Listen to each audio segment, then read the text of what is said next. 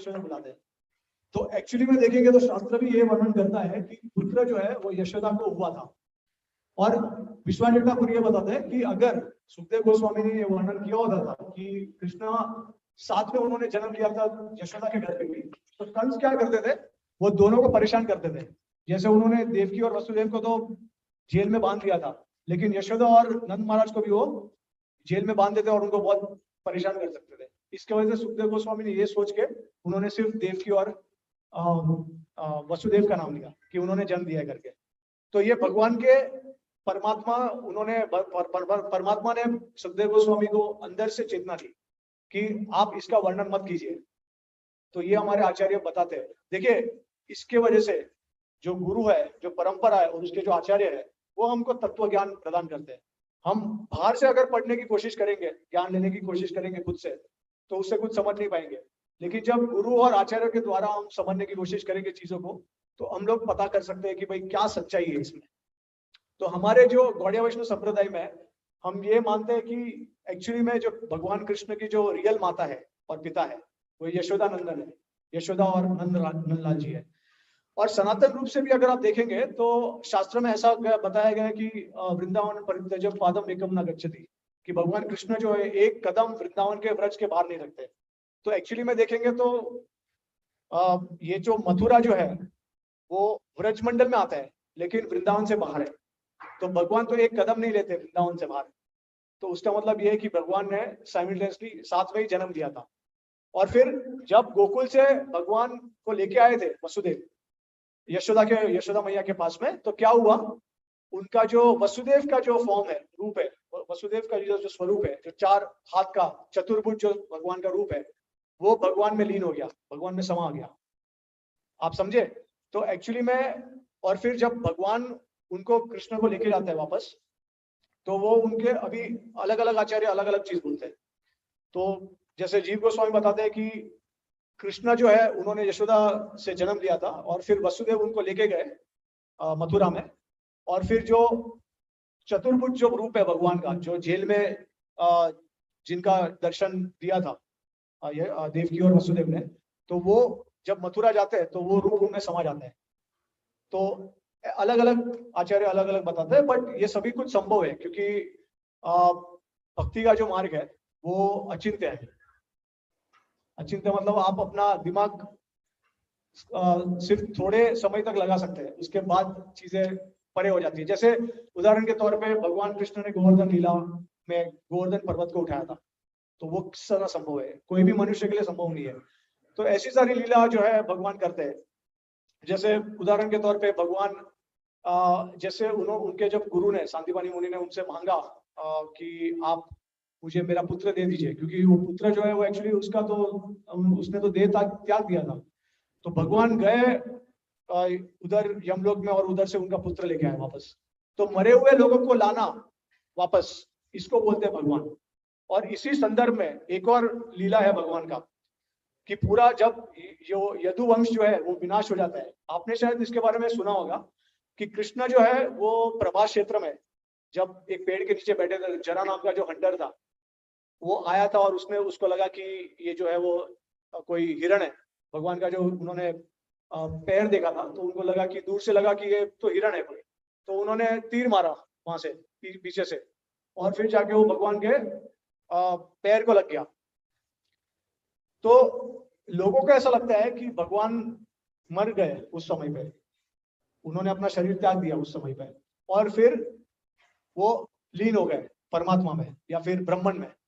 लेकिन ये भी गलत है, क्योंकि भगवान का जो शरीर है, जैसे मैंने आपको बताया, वो दिव्य है, वो भौतिक नहीं है।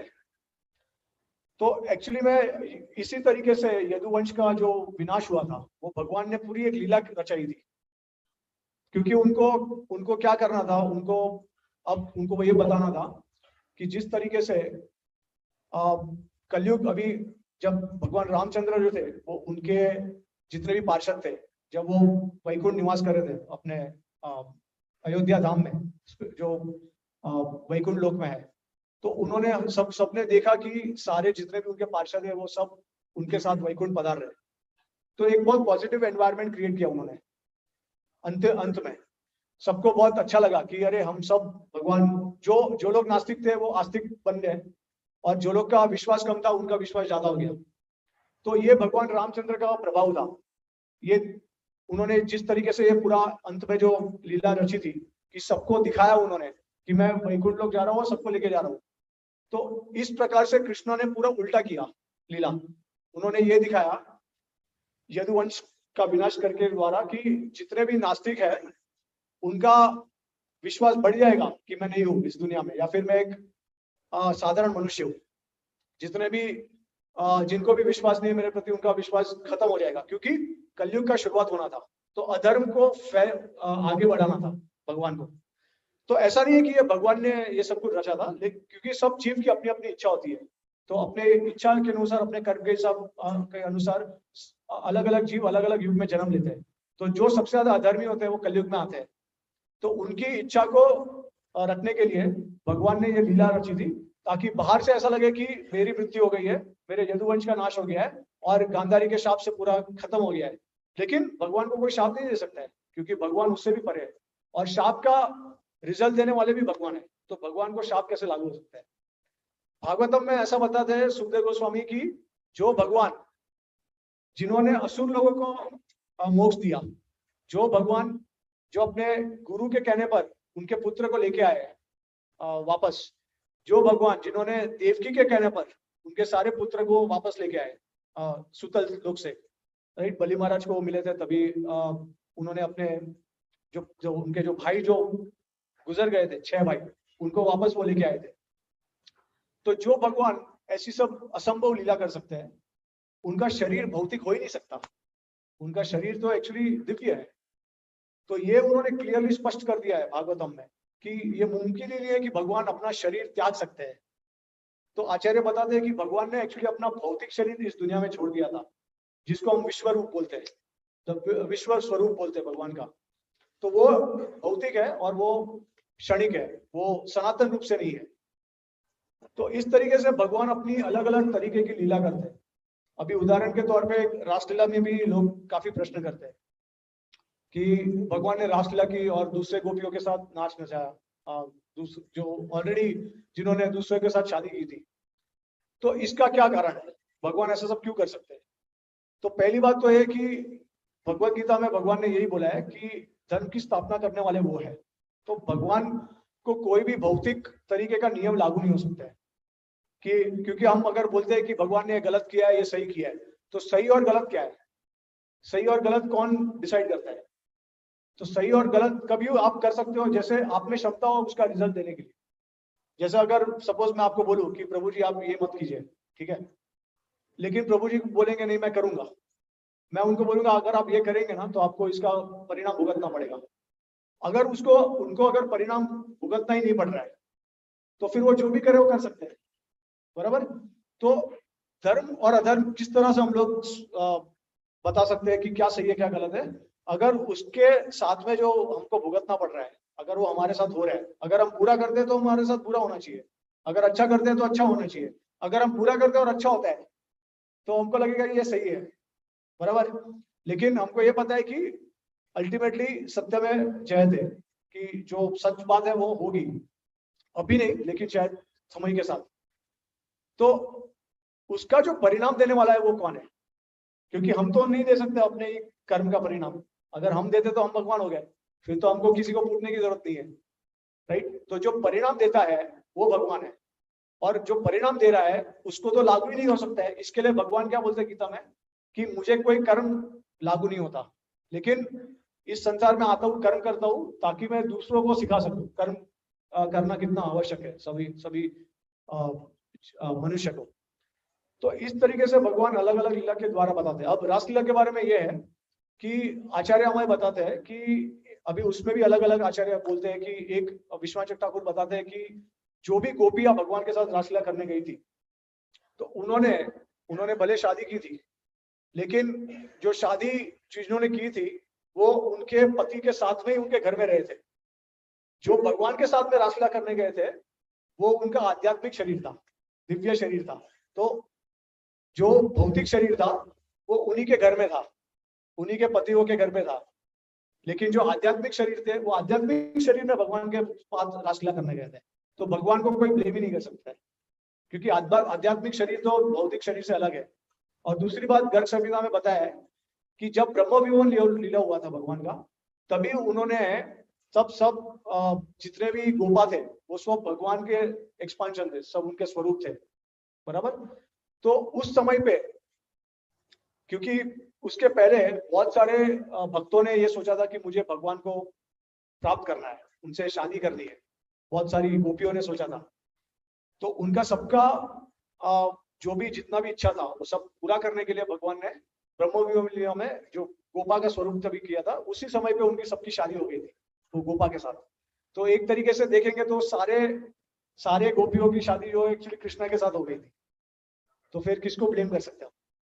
तो देखिए ये लीला बहुत महत्वपूर्ण है, ये सब समझना बहुत जरूरी है। तो इसी के रिलेटेड मैंने एक पुस्तक लिखी है अभी, 20+ must know facts about Hinduism, क्योंकि बहुत सारे लोगों को बहुत सारे क्वेश्चंस होते हैं ये सब चीजों के बारे में। तो उसमें से मैं सोच रहा था कि थोड़े से क्वेश्चंस जो है वो हम लोग डिस्कस कर सकते हैं यहाँ पे वो बुक में से। और एक्चुअली मैं ये बुक जो है वो फिलहाल इंग्लिश में मैंने लिखी है, लेकिन बहुत मुझे काफी डिमांड आया लोगों से कि ये हिंदी में और मराठी में भी ट्रांसलेट की जाए, क्योंकि मैं एक्चुअली मुंबई में रहता हूँ, तो मुंबई में मराठी है ज्यादा और हिंदी तो जनरल पब्लिक पूरे भारत में हिंदी ज्यादा है। तो अभी ट्रांसलेशन शुरू हो गया है और ये जनवरी तक, नेक्स्ट ईयर तक आ जाएगी। तो अभी देखिए ऐसा है कि काफी लोग ये सुनते हैं और समझते हैं कि हम सभी भगवान हैं। बहुत सारे लोग ऐसा भी बताते हैं आपको कि आप ही भगवान है, आपको किसी को पूछने की जरूरत नहीं है। तो उसको मायावाद बोलते हैं, जो अद्वैतवाद जो होता है, जो फिलोसॉफी है कि हम सभी भगवान हैं, हम सब ब्रह्म हैं। और हम अगर एक वेद और उपनिषद को अगर हम फॉलो करेंगे तो हम ब्रह्म की प्राप्ति कर सकते हैं। तो ये पूरा अलग ही है जो हम वैष्णव फिलोसॉफी में जो हम सिखाते और बताते हैं, और ये जो अद्वैतवाद है या फिर अलग अलग तरीके के जो ज्ञान लोग देते हैं, तो वो भक्ति से पूरा उल्टा ही है। इसके वजह से बहुत जरूरी है कि ये सिद्धांत को एस्टेब्लिश करना है हमको, क्योंकि देखिए आप कोई भी आपको किसी तरीके का फिलोसॉफी आप लेके आइए, उसमें आपको कुछ ना कुछ फॉल्ट दिखेंगे, डिफेक्ट्स दिखेंगे। अगर आप बोलते हैं कि आप भगवान हैं, तो फिर उसमें बहुत सारे प्रश्न होते हैं कि हम भगवान पहले थे या अभी बन जाएंगे, और अगर भगवान नहीं थे और अभी भगवान बन सकते हैं तो ऐसा कैसे हो सकता है, और हम कहाँ से आ रहे हैं, किसने हमको यहाँ पे भेजा, हमको कर्म क्यों है। ये सभी प्रश्नों के उत्तर आपको नहीं दे पाएंगे जो भी है इस तरीके का जो बात करते हैं कि हम सब भगवान है, हम सब ब्रह्म है। और ये मुझे बताइए, अब वो बता दे कि ब्रह्म जो है वो भी निराकार है, निराकार स्वरूप है। तो अब मुझे ये बताइए कि ब्रह्म निराकार है, लेकिन फिर ब्रह्म ने हमको इधर भेजा और ब्रह्म चाहते कि हम वापस जाए। तो एक आदमी, एक व्यक्ति तो सोच सकता है ना ऐसा चीजें। अभी तो ये सबसे बड़ा कॉन्ट्रडिक्शन ये है इसमें कि बोलते हैं कि ये ब्रह्म निराकार है, लेकिन सारे जितने भी गुण है हमारे मनुष्य में वो सभी ब्रह्म को बताते हैं कि जब ब्रह्म जो है वो विद्या से कवर होता है तो ईश्वर बन जाता है, और ब्रह्म जब अविद्या से कवर होता है तो जीव बन जाता है। तो ब्रह्म जो है उसको वो किस तरह ये सब होता है, और ब्रह्म जो है वो एक मनुष्य तो नहीं है। तो अभी जैसे हम कुछ भी कार्य करते हैं इस दुनिया में, तो उसके पीछे कुछ ना कुछ कारण होता है, लेकिन ब्रह्म वो तो मनुष्य ही नहीं है, वो तो निराकार है, सोचने की क्षमता नहीं है, उसमें शक्ति नहीं है कुछ। तो फिर वो कौन डिसाइड करता है कि मुझे जब अविद्या और अविद्या का कारण क्या है, कहाँ से आते हैं विद्या अविद्या, ये सारे प्रश्नों के उत्तर उनके पास नहीं है। फिर आप सद दर्शन के भी आप अगर तत्व को ले लेते हैं कि जिस तरह से जैमिनी का कर्म मीमांसा फिलोसॉफी है, या फिर गौतम न्याय फिलोसॉफी है, या फिर कन्नड़ फिलोसॉफी है, बुद्धिज्म है, जैनिज्म है, कोई भी किसी प्रकार का अगर आप तत्व देखेंगे ना उसको, तो उसको आप आसानी से आप प्रश्न करके आप उसको हरा सकते हैं, क्योंकि ये बहुत सारी चीजों में इनके पास प्रश्न के उत्तर ही नहीं है। तो अलग अलग शास्त्र अलग अलग लोग फॉलो करते हैं, लेकिन आपको जो सच्चा ज्ञान है उससे आपको भ्रमित करते हो। तो इसके वजह से ये बहुत जरूरी है कि हम और एक और चीज है कि जिस तरीके से भगवान दिव्य है, उनका शरीर दिव्य है,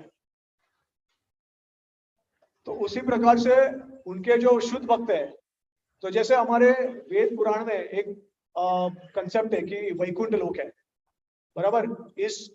इस जगत से परे वैकुंठ लोक है और हम वैकुंठ लोक जाना चाहते हैं, भगवान के साथ संबंध जुड़ना चाहते हैं। ठीक है, अभी आप मुझे एक प्रश्न का उत्तर दीजिए। अगर मैं आपको बताऊं कि आपको ब्रह्म ब्रह्म में अगर आपको विलीन होना है, आपको उसमें जैसे कोरोना के समय में सभी लोग आइसोलेट हो गए थे, राइट? तो आपको अच्छा लगा था आइसोलेशन में? उसी उसी को तो ब्रह्मन स्टेट बोलते हैं उसी को तो ब्रह्मन बोलते हैं, क्योंकि आप ब्रह्मन में लीन होके आपको वैसे ही होगा, कुछ नहीं होगा आपके पास।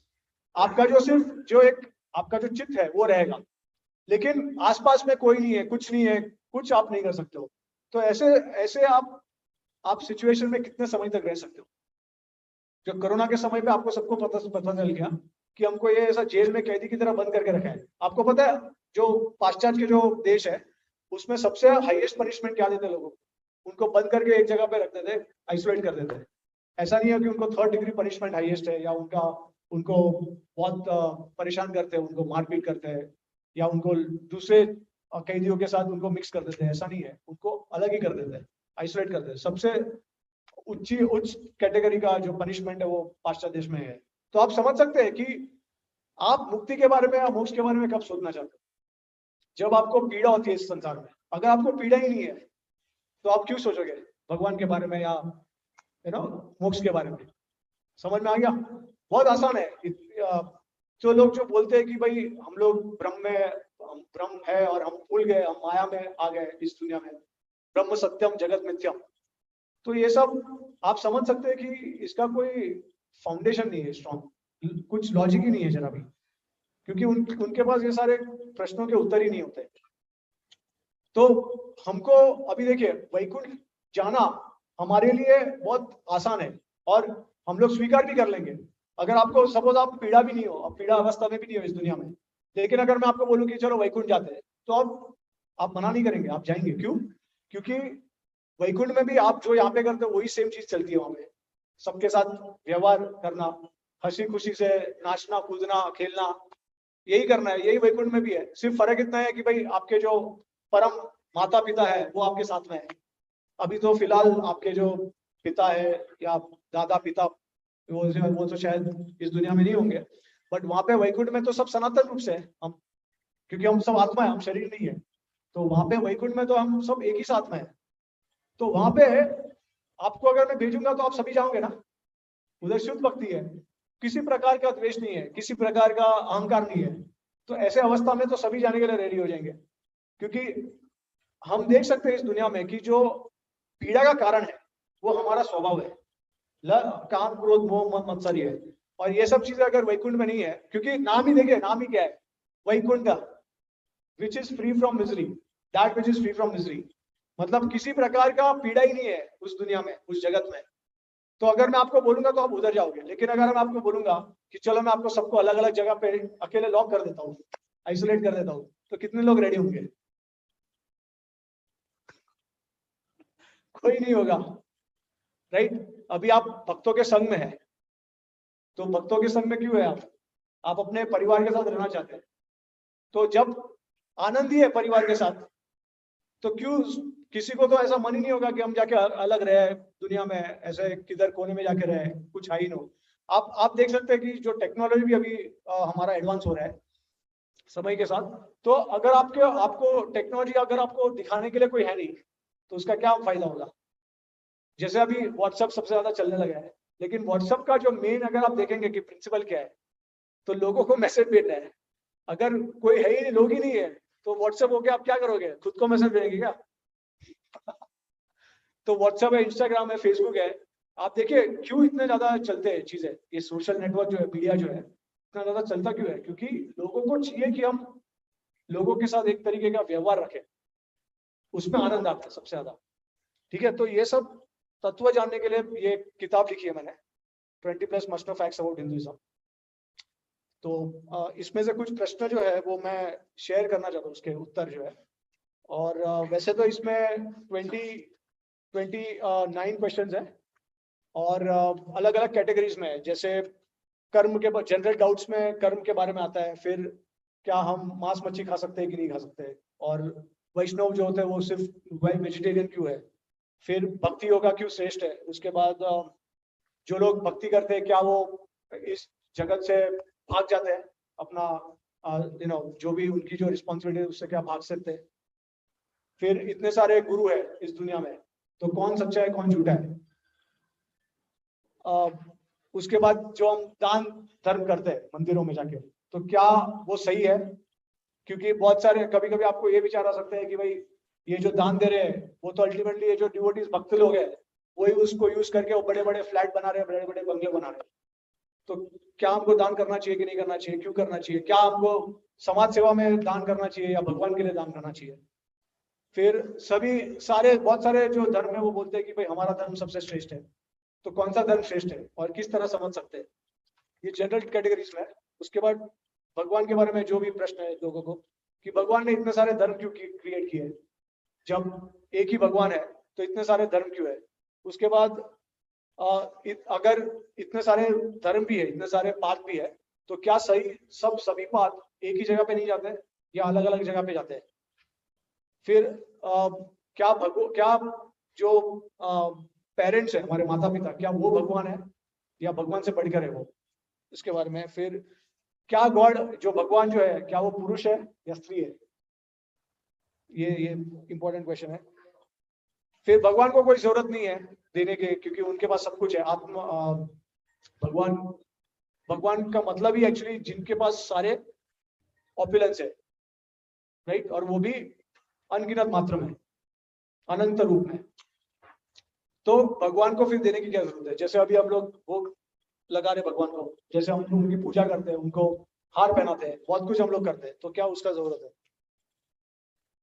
फिर भक्ति में हम सारे भक्त इतने सारे जो है वो भक्ति करते हैं लेकिन भक्त खुद ही देख नहीं पाते भगवान को, तो फिर कैसे हम विश्वास कर सकते हैं कि भगवान हो सकते हैं कि नहीं। तो ये भगवान के बारे में प्रश्न है। उसके बाद कृष्णा के बारे में प्रश्न ये है, कृष्णा के बारे में उनके रासलीला के बारे में है कि भाई गोपियों के साथ नाच नचाते हैं तो किस तरीके से वो, और फिर इस्कॉन वाले बोलते हैं कि कृष्णा तो सुप्रीम है, पूर्ण पुरुषोत्तम भगवान है, तो बाकी सब देवी देवता का क्या पोजीशन है उनके सामने, और क्यों भगवान कृष्ण सुप्रीम है, क्यों अल्टीमेट है। तो ये सारे क्वेश्चन के उत्तर है इसमें।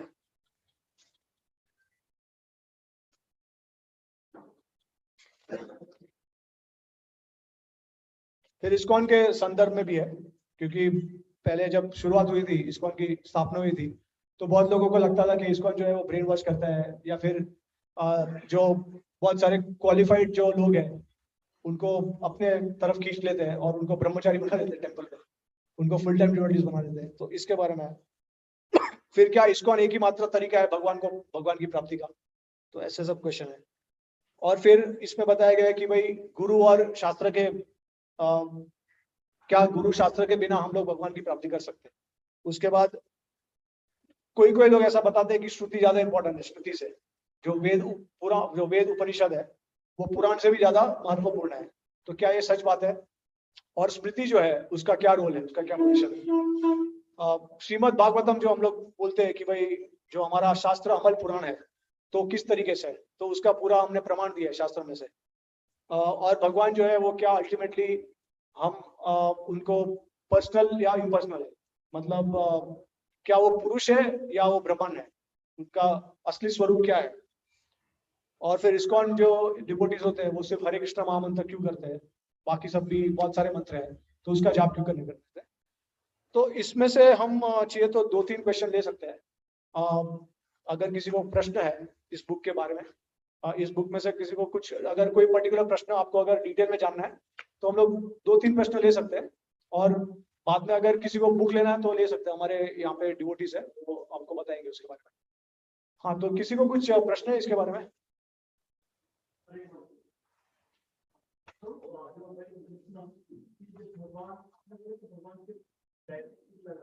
हाँ।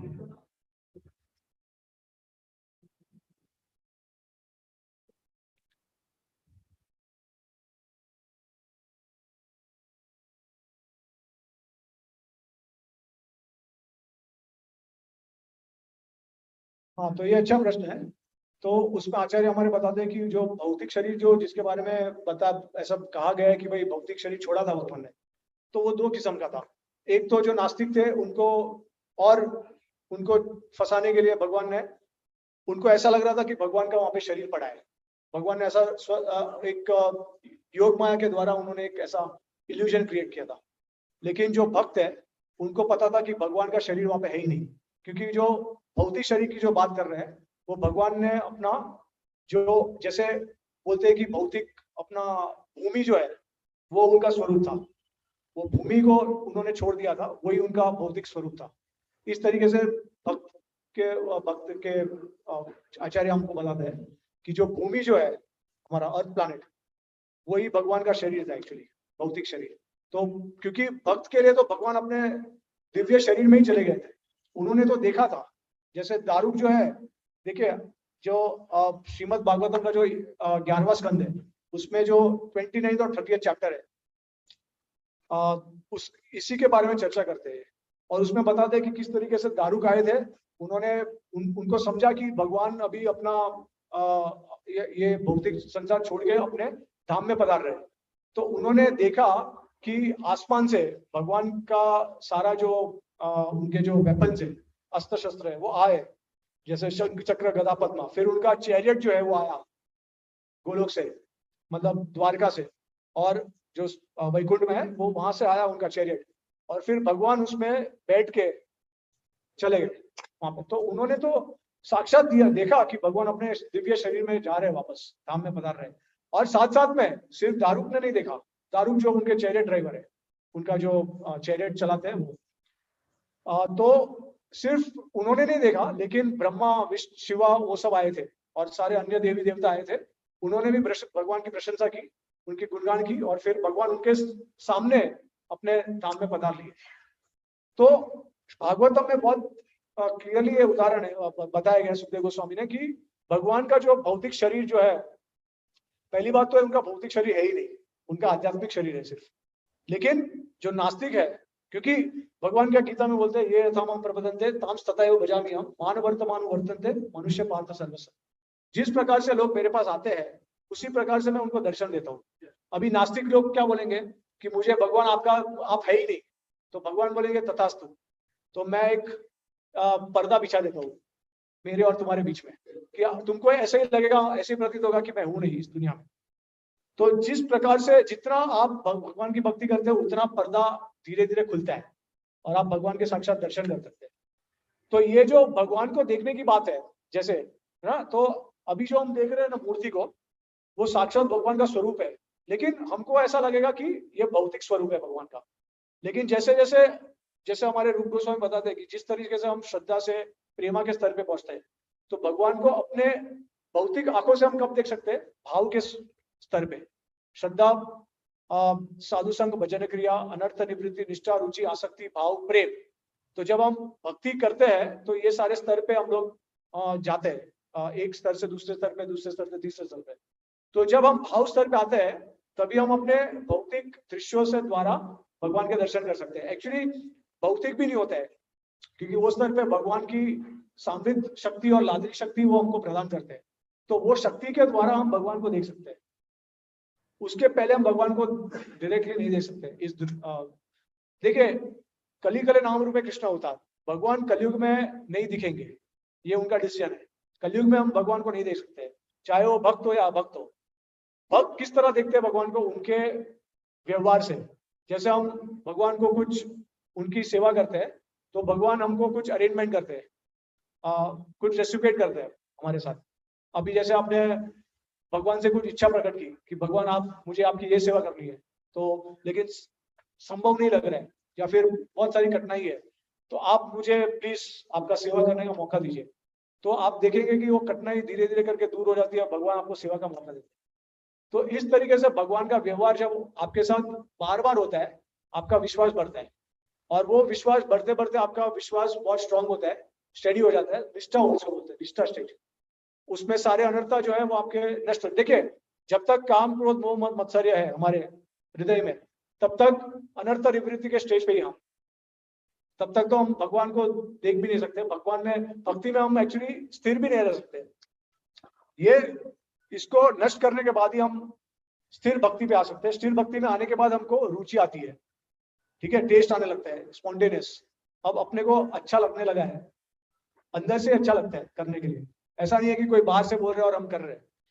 और उसके बाद जब हम रुचि के स्तर पे आते हैं तो हमको भगवान के प्रति बहुत आसक्ति हो जाती है, अटैचमेंट हो जाता है। देखिए नेचुरल है। जैसे आप सपोज आपने किसी ने अगर लव मैरिज किया है तो पहले तो आप देख के आकर्षण हो जाओगे किसी को, राइट। उसके बाद वो आदमी को आप जानोगे, पहचानोगे।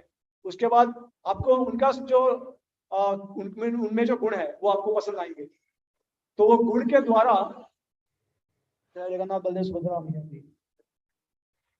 तो गुण के द्वारा आपको प्रभावित करेंगे, आकर्षित करेंगे। उसके बाद आपको उनके प्रति भाव उत्पन्न होने लगेंगे, आपको अटैचमेंट होगा उनके साथ। तो अटैचमेंट जो है वो आसक्ति है, ठीक है। और उसके बाद भाव प्रकट कभी होंगे, अगर आप अटैच ही नहीं हो तो आपको भाव प्रकट ही नहीं हो सकते भगवान के प्रति। तो भाव प्रकट कभी होते हैं किसी के प्रति, जब किसी के साथ अटैचमेंट है। अगर आपको बोलता हूँ कि भाई ये आदमी जो है वो आज मर गया, तो आप थोड़ी रोने वाले उसके लिए। आप कभी रोंगे जब आप जानते हो उस आदमी को, बहुत क्लोज थे आपके, तो आप भाव प्रकट करेंगे। तो आसक्ति के बाद भाव आता है, ये नेचुरल है। देखिए कितना ऐसा कॉमन सेंस की बात है, सब बहुत लॉजिकल है। आसक्ति के बाद फिर आपका भाव स्टेज आता है, और भाव के स्तर पे आप रहोगे तो भगवान जो है वो अपनी लादिनी और सांवित शक्ति आपको प्रदान करते हैं। वो जो लादिनी और सांवित शक्ति है भगवान की चित्त शक्ति है, अंतरंग शक्ति है। उसके माध्यम से आप भगवान को साक्षात आपके दर्शन कर सकते, उसके पहले नहीं कर सकते आप। तो आप समझे कि जिस तरीके से आप भक्ति में आगे बढ़ोगे ना, उतना भगवान आपको उतने ही आपको ये बोलेंगे कि भाई हाँ, अगर आप एक स्टेप ले रहे हो तो मैं 10 लूंगा, आप 10 लोगे तो मैं 100 लूंगा, आप 100 लोगे तो मैं 1000 लूंगा। तो ऐसे करके आप श्रद्धा से प्रेमा में आप जाते हो, और फिर शरीर त्याग के भगवान के लीला में सीधा वैकुंठ प्रस्थान करते हैं। उस प्रकार से होता है। तो जो जो भगवान को जिस प्रकार से पूछते हैं, भगवान उनको उसी प्रकार से रेस्टिट्यूट करते हैं, उनको रिवॉर्ड करते हैं, ठीक है। और कुछ प्रश्न है किसी को कुछ? हाँ, यस मंगल। हाँ ओके। तो ये मैंने बुक में जो क्वेश्चन है उसके बारे में है कि इतने सारे धर्म क्यों, राइट। जब भगवान एक ही है, इतने सारे धर्म क्यों? तो एक्चुअली इसका आंसर, इसका उत्तर जो है वो हिंदी में जनवरी में आएगा, भी ट्रांसलेशन हो रहा है। तो जैसे अभी मैं इनको बता रहा था, जो प्रश्न का उत्तर मैं दे रहा था, तो इसी से संबंधित है वो। क्योंकि जब हमारा ही भगवान के साथ संबंध अलग अलग है, जैसे मैं भगवान को एक दृष्टिकोण से देखता हूँ, आप भगवान को दूसरे दृष्टिकोण से देखते हैं, हमारा अलग अलग दृष्टिकोण है। मैं ये नहीं मानता हूँ कि कृष्णा जो है वो सुप्रीम है, मैं ये नहीं मानता हूँ कि कृष्णा का जो बॉडी है वो दिव्य है, ठीक है। तो फिर उसका क्या होगा, परिणाम क्या होगा? अलग अलग धर्म हो जाएंगे ना। आप अगर भगवान को अलग अलग रूप में, रंग में देखना चाहते हो, तो भगवान आपको बोलेंगे कि ठीक है आप उसमें, क्योंकि भगवान सबके सबसे दयालु पिता माता है।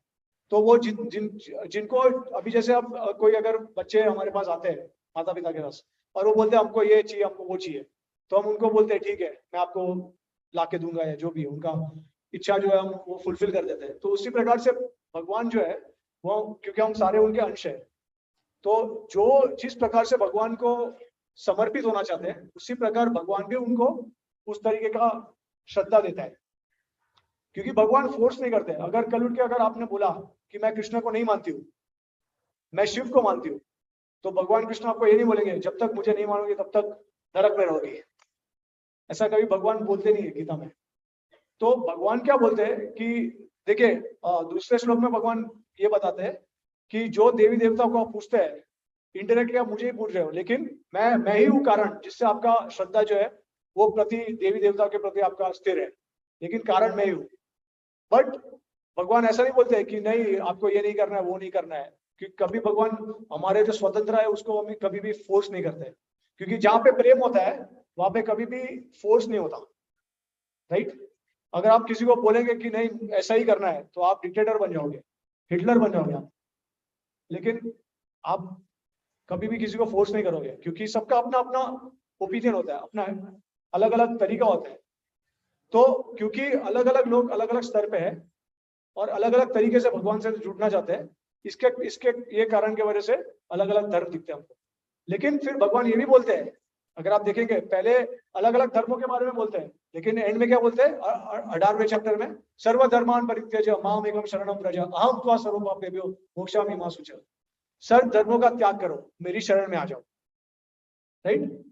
तो भगवान हमको बताते हैं कि अलग अलग पाथ्स है, लेकिन एक अल्टीमेट पाथ भी है, और सारे पाथ जो है उनको धीरे धीरे करके इस अल्टीमेट पाथ पे आना है, क्योंकि हमारा स्वरूप है, जो आत्मा है उसका स्वरूप है सच्चिद आनंद। आप आनंद में कब रहोगे? जब आप व्यवहार में रहोगे लोगों के साथ, व्यवहार में, रिलेशनशिप। सो जीव स्वरूप हो कृष्ण नित्य दास। जो हम जो जीव है उसका जो स्वरूप ये है कि हम इटर्नली भगवान के, सनातन रूप से हम भगवान के दास है। दास मतलब ऐसा नहीं है कि भाई आप आपका कम हो गया पोजीशन। दास इन जनरल मतलब सर्वेंट, मतलब जैसे आप अगर हस्बैंड वाइफ है तो आप हस्बैंड वाइफ रिलेशन में भी आप सर्व करते हैं एक दूसरे को। अगर आप पेरेंट्स और चाइल्ड का रिलेशन है तो उसमें भी आप सर्व करते हो। तो भगवान खुद भी भक्तों के दास बन जाते हैं। तो जैसे उदाहरण के तौर पे भगवान खुद अर्जुन का जो चैरियट था वो उन्होंने स्वीकार कर दिया था चलाने के लिए।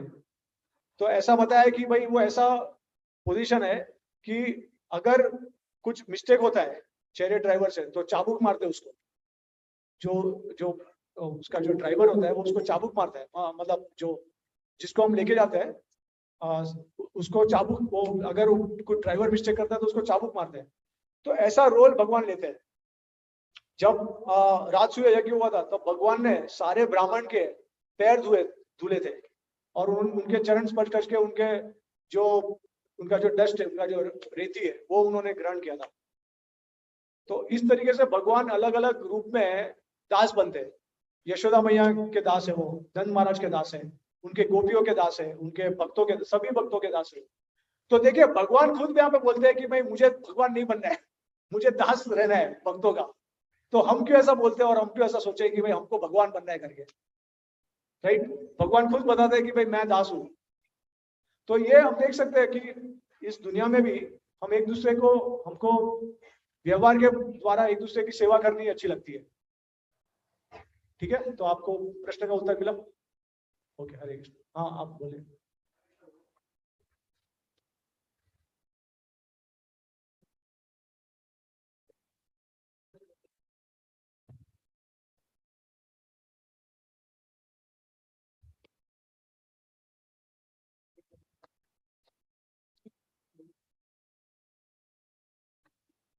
समझ गए।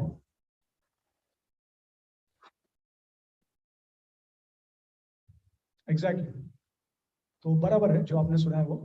तो ये एक वर्जन है जिसमें बताते हैं कि हम जो वसुदेव, जो भगवान, एक्चुअली वसुदेव जो नाम है वो भी कृष्ण का एक नाम है वसुदेव। जो उनका मथुरा में नाम है वो वसुदेव है। तो वो वसुदेव के नाम से ही उनके फादर का नाम भी वसुदेव पड़ा है। तो वसुदेव जब भगवान को लेके जा रहे थे तो एक्चुअली में वो वसुदेव एक्सपांशन था उनका। और वो जब गोकुल गए तो गोकुल जो है वो वृंदावन के अंदर आ जाता है। तो उनका जो वसुदेव जो एक्सपांशन था वो उनके बॉडी में समा गया। अब गोपाल चंपू में जीव गोस्वामी बताते हैं कि अलग उल्टा हो गया। उन्होंने बताया कि कृष्ण को लेके गए थे मथुरा में, और जैसे ही वसुदेव भगवान का स्वरूप जो था उन्होंने देखा कि मेरे भी अवतारी आ गए, वो उनमें समा गए मथुरा में। इस प्रकार से हुआ था। तो अलग अलग वर्जन है उसके, बट साइमल्टेनियसली बर्थ जो है वो कॉमन ये तत्व है, एक साथ जन्म हुआ था दोनों जगह पे। और कुछ किसी को पूछना है बुक में से या फिर?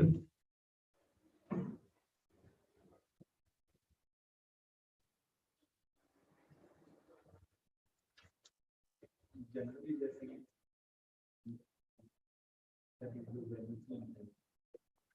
तो हिंदू के जैसे जगह को लगता है तो हिंदू फिर क्या मतलब इस्लाम क्रिश्चियन के और तो क्रिश्चियन फॉलो करते हैं। तो उसको कैसे समझ सकते हैं कि सबको अच्छा, बहुत अच्छा क्वेश्चन है। तो प्रभु जी पूछ रहे हैं कि भाई अगर क्योंकि ऐसे देखेंगे तो भाई हम तो हिंदू है तो स्वाभाविक है कि हम हिंदू धर्म ही फॉलो करें। ऐसा तो नहीं है हिंदू लोग हैं वो इस्लाम में चले जाते हैं और क्रिश्चियन बन जाते हैं, जो भी है कन्वर्जन भी होता है वो अलग बात है। लेकिन कन्वर्जन क्यों होता है? पहली बात तो है क्योंकि लोगों को सिद्धांत ही नहीं पता है, अपने सनातन धर्म का जो सिद्धांत है वो नहीं पता है। इसके वजह से कोई बाहर वाला जब आके बताता है कि भाई हमारे धर्म में ये है, तुम्हारे धर्म तो प्रश्नों के उत्तर ही नहीं दे पा रहे, तो तब जाके हम कन्वर्ट हो जाते हैं, कोई दूसरा धर्म अपना लेते हैं। लेकिन जब हमको समझ में आता है कि हमारे धर्म में अनगिनत प्रश्नों के उत्तर है तो हम फिर उसमें ही चले जाते हैं। तो लेकिन हाँ ये एक चीज है कि भाई देखिए हमारे कर्म के हिसाब से अलग अलग परिवार में जन्म लेते हैं, तो अलग अलग कास्ट में जन्म लेते हैं। लेकिन फिर हमको भगवान ने बुद्धि भी दी है, तो बुद्धि के द्वारा हमको ये भी समझना चाहिए कि कौन सा फिलोसॉफी सबसे ज्यादा कॉमन सेंस है हमारे लिए। ऐसा नहीं है कि जस्ट बिकॉज मैंने इस धर्म में जन्म लिया है तो मैं इसी को फॉलो करूंगा। अगर आप प्रश्नों के उत्तर ही नहीं दे सकते हो तो आप किसी को, आप खुद भी, आपका खुद भी जो आपकी खुद की श्रद्धा है वो भी विचलित रहेगी और आप दूसरों को भी श्रद्धा नहीं दे सकते हो। लेकिन अगर आप अपनी बुद्धि लगा के अगर आप प्रश्न करेंगे और उसका उत्तर जानने की कोशिश करेंगे तब जाके आपको पता चलेगा कि भाई ये धर्म जो है वो सारे धर्मों का एक होलिस्टिक अप्रोच है। मतलब सभी धर्मों के बारे में, ये एक धर्म करते हैं तो इसमें सभी धर्म आ जाते हैं। तो इस तरीके से आपको समझ में आएगा आगे जाके। और तो अभी आप देख सकते हैं कि बहुत सारे जो विदेश में जिन्होंने जन्म लिया था वो भी हमारे इस्कॉन को एक्सेप्ट कर रहे हैं, जो फिलोसॉफी भगवत गीता श्रीमद् भागवतम का। तो वो ऐसा क्यों है? वो तो सारे सब जो भी है, बहुत सारे क्रिश्चियन लोग हैं और बहुत सारे काफी मुस्लिम लोग भी ज्वाइन किया है, ये एक्सेप्ट किया बात को। तो ऐसा क्यों है? तो ऐसा इसलिए है क्योंकि अगर आपको प्रश्न के उत्तर ही नहीं पता है आपके धर्म के बारे में तो फिर आप दूसरों को बता ही नहीं सकते हो और उनको एक्सप्लेन ही नहीं कर सकते हो और आप खुद भी सेटिस्फाइड नहीं हो सकते हो। तो इसके वजह से अगर आप में क्षमता है तो आप चाहिए तो सारे धर्मों के बारे में जान सकते हो और समझ सकते हो कि कौन सा धर्म जो है वो आपको क्या सिखा रहा है, क्या बता रहा है। क्योंकि देखिए हर धर्म का जो है ना एक गोल होता है। अभी जैसे बुद्धिज्म ऐसा बताता है कि भगवान ही नहीं है, सब कुछ शून्य है, शून्यवाद है, सब कुछ जीरो, अल्टीमेटली हम सब नष्ट हो जाएंगे। लेकिन वो लोग कर्म में विश्वास करते हैं और अलग अगले जन्म में विश्वास करते हैं, पुनर्जन्म और वो सब में विश्वास, रीइंकार्नेशन में विश्वास करते हैं। तो अभी प्रश्न ये है कि कर्म किसने दिया हमको? कर्म कहाँ से आया? कर्म से मुक्त होने का मार्ग बताते हैं, लेकिन कर्म कहाँ से आया? और वो बताते हैं कि आत्मा नहीं है, हम शरीर ही है। तो फिर दूसरे जन्म में कौन जाता है? क्योंकि ये तो नश्वर है शरीर, तो दूसरे जन्म में कौन जाता है आगे? राइट? तो ये बुद्धिज्म फिलोसॉफी है। उसके बाद अलग अलग तरीके के फिलोसॉफी अगर आप पढ़ोगे और सोचोगे उसके बारे में तो आपको पता चलेगा कि सनातन धर्म का जो फिलोसॉफी है वो ऑल इंक्लूसिव है, उसमें सारे फिलोसॉफी का। और एक तरीके से हम ये भी मानते हैं कि जो बुद्धिज्म फिलोसॉफी है वो अल्टीमेटली बुद्धा जो थे वो भगवान के अवतार है, सत्याविश अवतार। तो श्रीमद् भागवत में उसका वर्णन है। और for timing, for particular time place circumstance, समय पात्र काल देख के बुद्धा जी ने ये इस प्रकार का जो तत्व ज्ञान था उसका उद्देश्य दिया था।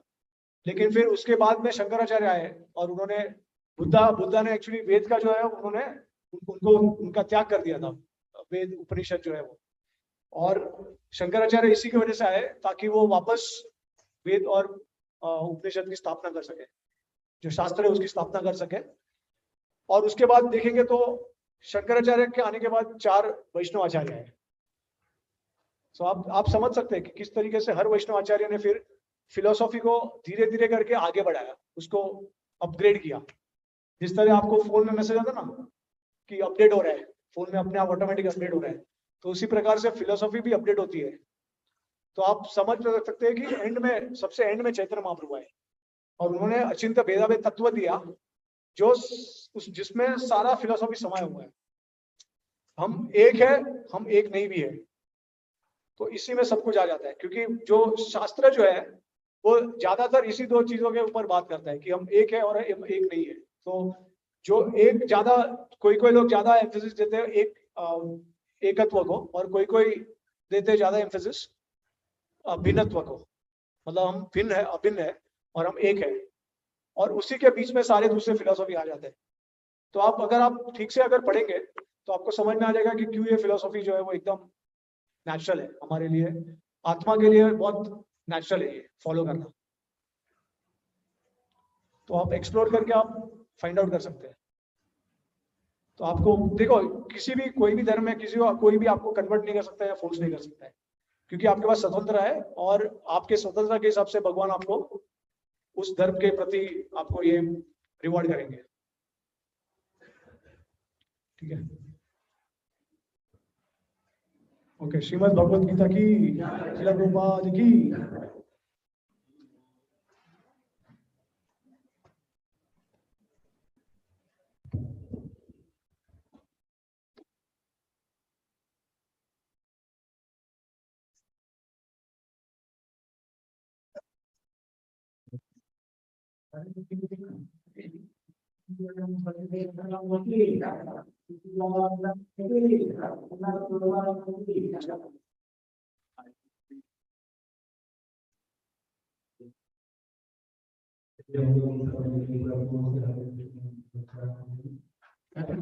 कृष्णा कृष्णा कृष्णा कृष्णा हरे राम हरे राम राम राम हरे हरे।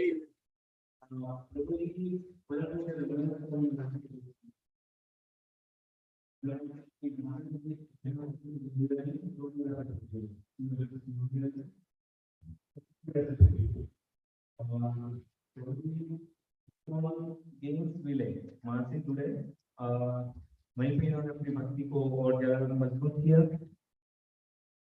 बाद में ये मुंबई स्क्वाड में इन्होंने ज्वाइन किया, चौपाटी, मुंबई चौपाटी इन्होंने ज्वाइन करके वहां से इन्होंने प्रचार किया और करीब करीब प्रभु जी 15 साल से भक्ति में प्रचार कर रहे हैं।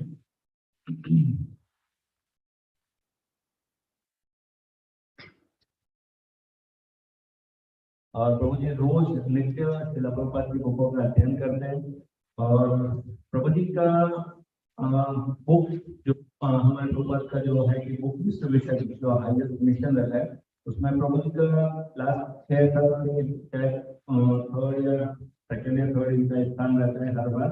तो हाईएस्ट बुक डिस्ट्रीब्यूशन भी प्रभु जी करते हैं। बहुत सारे भक्तों को प्रभु जी गाइड करते हैं, जो बेसिक यूथ है उनको भी प्रभु जी एक बिजनेस मैन भी है, एक व्यापार भी करते हैं। मैंने इंट्रोड्यूस किया है बुक अभी है, एकदम 20 month know that about Hindu उनका रिव्यू में हिंदू को करते हैं कि वो एक्चुअल न्यूज़ में क्या है वो समझने में खरीदना पड़ता है।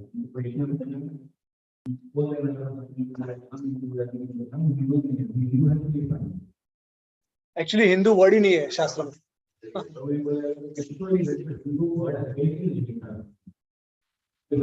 क्या है कैसे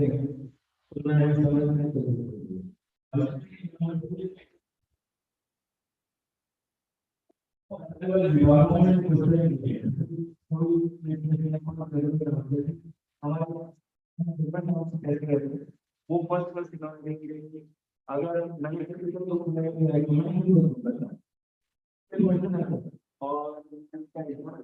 अगर और भक्त स्कॉल में स्कॉल में और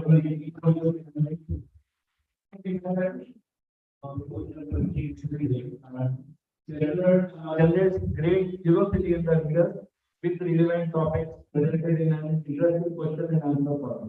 तो इस बुक में बहुत सारे प्रश्न और उत्तर है, तो वो एक अपने आप में ठीक हमारे लिए जिज्ञासा पैदा करता है। बहुत सारे क्वेश्चन पूछेंगे लोग, तब हम समझते हैं कि यार ये कैसे हो रहा है, नहीं ये ऐसे नहीं हो सकता, ये ऐसे हो रहा है, चलिए उस क्वेश्चन का इसमें आंसर दिया गया। तो वो बहुत ही ज्यादा हमारे दिमाग को, हमारी कॉन्शियसनेस को अप्रोच करता है। तो ये सब समझने के लिए फर्स्ट इनका जनरल डाउट है, डाउट अबाउट गॉड, भगवान के लिए हमारे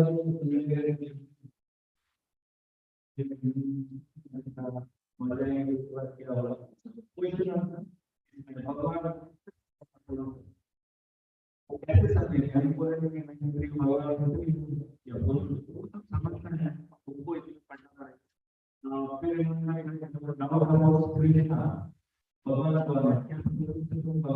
बेसिकली हुआ ना, और दूसरे दिन देखते हैं तो भगवान की स्तुति देवी देवताओं की स्तुति, उसके बाद में उसका क्वेश्चन आंसर हुआ के भाई तब इसको अडाउन टू धर्म तत्व के मतलब international down to international society for Krishna consciousness कौन के बारे में हमको क्या क्या संदेह रहते हैं वो सब इसमें लिखा हुआ है। और बहुत सारे प्रिंसिपल जो जनरल प्रिंसिपल है, भागवतम अल्टीमेट ऑथोरिटी है, कैसे हम मान सकते हैं कि भागवतम ही अल्टीमेट ऑथोरिटी है, क्यों कुरान नहीं है, क्यों दूसरे धर्म के ग्रंथ नहीं है, वो सब है। तो वो सब इसको हमको समझना है। और इसकी बहुत लिमिटेड कॉपी है, अभी इसकी मात्र 1000 कॉपी आई थी, वैसे काफी कुछ बिक चुकी है। और प्रभु जी के पास मेरे को लगता है यहाँ पे पाँच कॉपी, 5 ही है, 5। हाँ यहाँ पर सिर्फ 5 कॉपी, 11 कॉपी नहीं है। जो भी लेना चाह रहा है वो कॉपी भी ले सकते हैं। और इसकी कीमत भी बहुत ज्यादा सामान्य लग रहा है, 200 रुपीज पर बुक। तो बहुत बहुत सारा जैसे कथन करेंगे हम देख रहे थे कि तो ये मैं इतना मांगा है कि वो कितना हम दे सकते हैं, हम क्या इतना ले नहीं पा रहा। बहुत ज्यादा तो से रिक्वेस्ट करेंगे कहीं दूसरा करें तो नहीं। तो मैं सबसे रिक्वेस्ट करूंगा कि इस बुक को जरूर पढ़ना चाहिए। तो अगर कोई भी यहाँ पे इंग्लिश अभी इंग्लिश में अगले साल जनवरी में जैसा कि प्रभु बोलते हैं हिंदी में भी आ जाएगा, तो आपको हिंदी में भी मिलेगी। लेकिन जो इंग्लिश समझ सकता है वो अभी खुद पढ़ के 4 लोगों को बता सकता है। आप लोग क्या आप लोग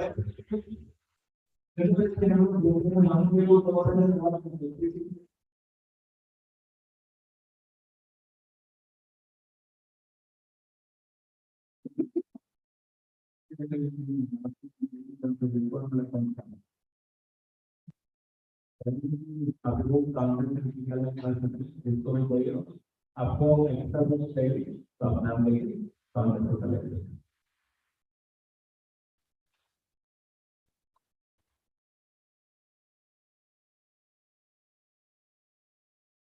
मैंने जो मंदिर की तरफ से बहुत ही हमने हर्षोल्लास के साथ जन्माष्टमी मनाई है, तिलक प्रभुपाद आविर्भाव दिवस मनाया है।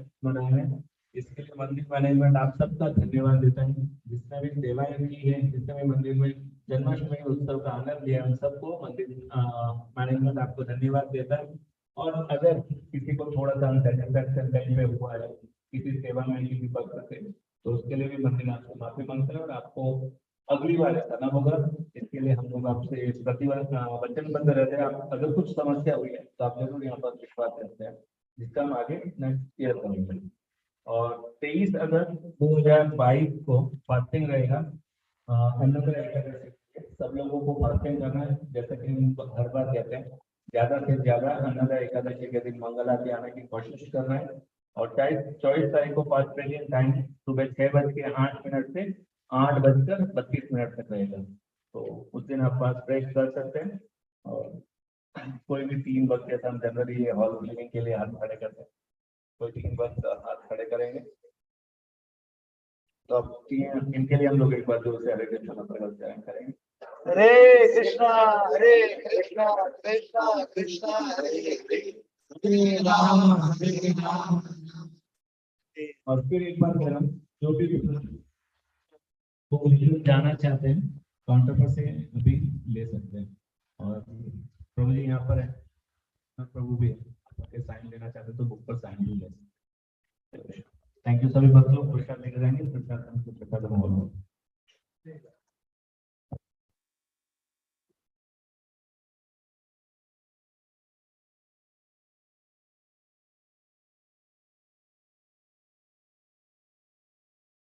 हरे कृष्ण। नेक्स्ट संडे को